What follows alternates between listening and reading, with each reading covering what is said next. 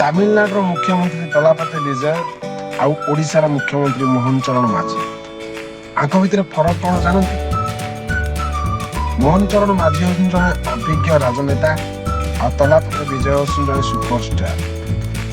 ଗୋଟେ ସିନେମା ପାଇଁ ସେ ନେଉଥିଲେ 200 କୋଟିରୁ ଅଧିକ।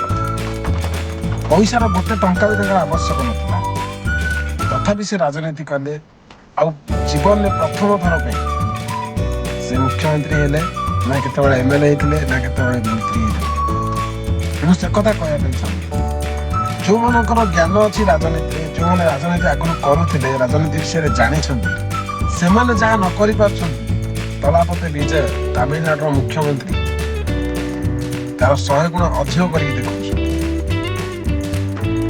କଣ କରୁଛନ୍ତି କଣ ନ କରୁଛନ୍ତି ସେଟା ଆପଣମାନେ ମୁଁ ସମସ୍ତେ ଜାଣିଛେ।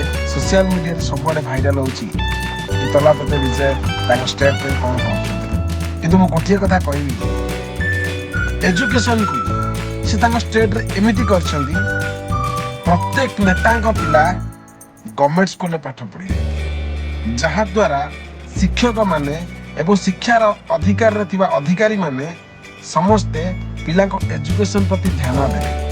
ତାଙ୍କ ସ୍କୁଲ ବହିରେ ନିମ୍ବଡା ନାହିଁ, ନା ଗଭର୍ଣ୍ଣମେଣ୍ଟ ସ୍କୁଲରେ ଅଛି ନା ଇଂଲିଶ ମିଡିୟମ ସ୍କୁଲରେ ଅଛି।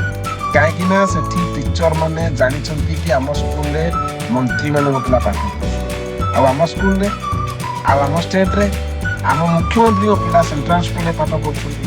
ଆମର ଯୋଉମାନେ ଅଧିକାରୀ ଅଛନ୍ତି, ଯୋଉମାନେ ବହିରେ ତ୍ରୁଟି କରିଛନ୍ତି, ସେମାନଙ୍କ ପିଲା ଇଂଲିଶ ମିଡିୟମରେ ପାଠ ପଢୁଛନ୍ତି, ଆଉ ଆମ ପିଲାମାନେ ଗଭର୍ଣ୍ଣମେଣ୍ଟ ସ୍କୁଲରେ ପାଠ ପଢୁଛନ୍ତି। ନିମ୍ବଡା ଗୀତ ପାଠ ପଢୁଛନ୍ତି, ଝାଲ ମୁଢି କେମିତି ତିଆରି ହବ ସେ କଥା ପଢୁଛନ୍ତି। କାହିଁକି ନା ଆମ ପିଲାମାନେ ଏଇଗୁରା ପଢିକି ଘୁଷୁରୀ ଭଳିଆ 10ମ ପାସ୍ କରିଯିବେ। ତାପରେ ସେଇ ଯୋଉ ନେତା ମାନଙ୍କ ପିଲା ଯାଇକି ଇଂଲିଶ ମିଡିୟମରେ ପାଠ ପଢୁଛନ୍ତି, ଆମେରିକାରେ ରହିକି ପାଠ ପଢୁଛନ୍ତି, ଲଣ୍ଡନରେ ରହିକି ପାଠ ପଢୁଛନ୍ତି, ସେମାନେ ଆସିକି ତାଙ୍କ ବାପା ସିଟକୁ ଅକ୍ତିଆର କରିବେ। ବାପା ଏମଏଲଏ ଥିଲା, ପୁଅ ଏମଏଲଏ ହବ। ଆଉ ଆମ ବାପା ଯେମିତି ନେତା ମାନଙ୍କ ପଛରେ ଜିନ୍ଦାବାଦ କହୁଥିଲେ, ଠିକ ସେମିତି ଆମ ପିଲାମାନେ ଗଭର୍ଣ୍ଣମେଣ୍ଟ ସ୍କୁଲରେ ପାଠ ପଢି ସାରିକି ଆମେରିକାରୁ ଆସିଥିବା ଏମଏଲଏ ର ପୁଅ ଯେତେବେଳେ ଏମଏଲଏ ହବ, ତା ପଛରେ ଜିନ୍ଦାବାଦ କରିବେ।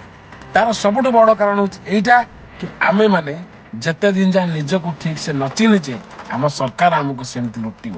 ମୋର ସମସ୍ତଙ୍କୁ କହିବାର କଥା ହଉଛି ଏତିକି, କେବେ ନିଜକୁ ବଦଳେଇବ, କେବେ ନିଜକୁ ନିଜେ ଦେଖିବ। ଯୋଉଦିନ ନିଜକୁ ଦେଖିବ, ଜାଣିପାରିବ କି ତମକୁ ହିଁ ତମରି ନେତା ଶୋଷଣ କରୁଛନ୍ତି।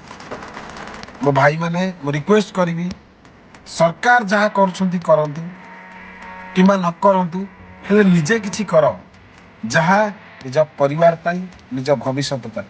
ତମେ ଅଟୋ ଡ୍ରାଇଭର, ତମ ପୁଅ ଅଟୋ ଡ୍ରାଇଭର ନ ହଉ, ତମେ ପାନ ଦୋକାନୀ, ତମ ପିଲା ପାନ ଦୋକାନୀ ନ ହଉ। ଯେମିତି ଏମଏଲଏ ର ପିଲା ଏମଏଲଏ ହଉଛି, ଗୋଟେ ଇଞ୍ଜିନିୟର ପିଲା ଇଞ୍ଜିନିୟର ହବା ଦରକାର, ଅଟୋ ଡ୍ରାଇଭର ପିଲା ଗୋଟେ ଅଫିସର ହବା ଦରକାର। ମୁଁ ସେଥିପାଇଁ ସମସ୍ତଙ୍କୁ ରିକ୍ୱେଷ୍ଟ କରିବି, ସମସ୍ତେ ନିଜର ପିଲାମାନଙ୍କ ଏଜୁକେସନ ପ୍ରତି ବହୁତ ଧ୍ୟାନ ଦିଅନ୍ତୁ ଏବଂ ସରକାରକୁ ଭାବିଚିନ୍ତି ଭୋଟ ଦିଅନ୍ତୁ।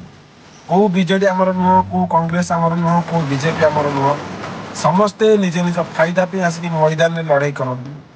ଆଜି ଇଏ ଜିତିଛି, ସେ ତା ବିରୁଦ୍ଧରେ କହୁଛି, କାଲି ସିଏ ଜିତିବ, ଇଏ ତା ବିରୁଦ୍ଧରେ କହିବ। ତମେ ନିଜ ପିଲାଙ୍କ କ୍ୟାରିୟର ପ୍ରତି ଧ୍ୟାନ ଦିଅ, ସମସ୍ତେ ଫଲୋ କର। ଏବଂ ଦଲାପତି ବିଜୟ କେମିତି ଜଣେ ପ୍ରଥମ ଥର ମୁଖ୍ୟମନ୍ତ୍ରୀ ତାଙ୍କ ଷ୍ଟେଟ୍ ପାଇଁ କେମିତି କାମ କରୁଛନ୍ତି, ତାକୁ ଦେଖିକି ନିଜ ପିଲାମାନଙ୍କ ଏଜୁକେସନ ପାଇଁ ଧ୍ୟାନ ଦିଅ। ରହୁଛି, ଜୟ ଜଗନ୍ନାଥ। ସମସ୍ତଙ୍କୁ ରଥଯାତ୍ରାର ହାର୍ଦ୍ଦିକ ଶୁଭେଚ୍ଛା ଓ ଅଭିନନ୍ଦନ।